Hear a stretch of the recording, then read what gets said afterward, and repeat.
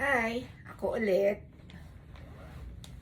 Ay, gusto ko lang pakita sa inyo yung nabili kong unan. Eto oh. Kasi, ako'y sumasakit sa shoulder. Dito, sa likod. Dito rin sa leeg. Tsaka dito. Sa hanggang ulo ko. Masakit. Ilang araw na sumasakit. Ayan, ang sakit-sakit noon. Tapos, naisip ko na pumunta sa grocery store. Tapos may nakita ako ng ganito.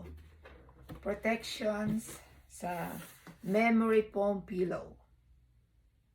Ayan siya. Ito.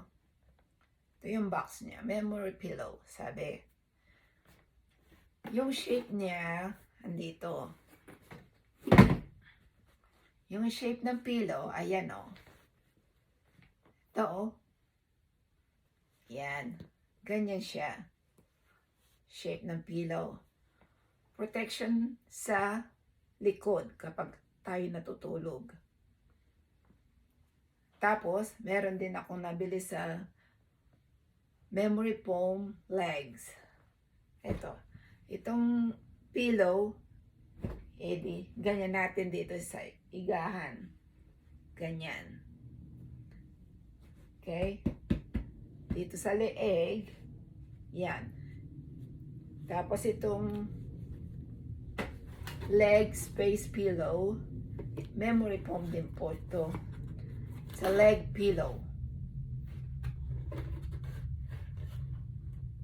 Ayan siya o. Leg pillow, sabi. Itong dalawang ito, yung spine natin dito, gamitin natin yung spine natin dito kapag tayo natutulog ay di may diretso. Kaya subukan natin para magandang gawin tuwing tayo likod natin. Alam mo na, pag tumatanda na, dapat may gawin tayong paraan para sa ating katawan. Ito sa likod, subukan natin. Tingnan ninyo ah.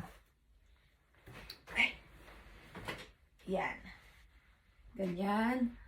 Oo nga, protection. Ganyan. Tapos ito, lagay natin dito. Yan. Oh, wow. Feels good. Ngayon ko lang nabili ito. See? Ganyan. Feels good nga. Masarap sa likod ng pakiramdam kapag nakaiga ka. Tingnan ninyo.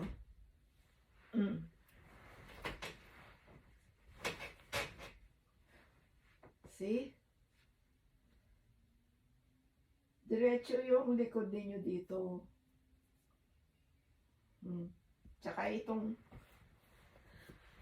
Tsaka ito, diretso. Ay, sana naman maalis na yung sakit ng likod ko at saka shoulder. Dito sa unan na to. Okay, sige. Bye-bye na. Bye! Ingat kayo lahat dyan.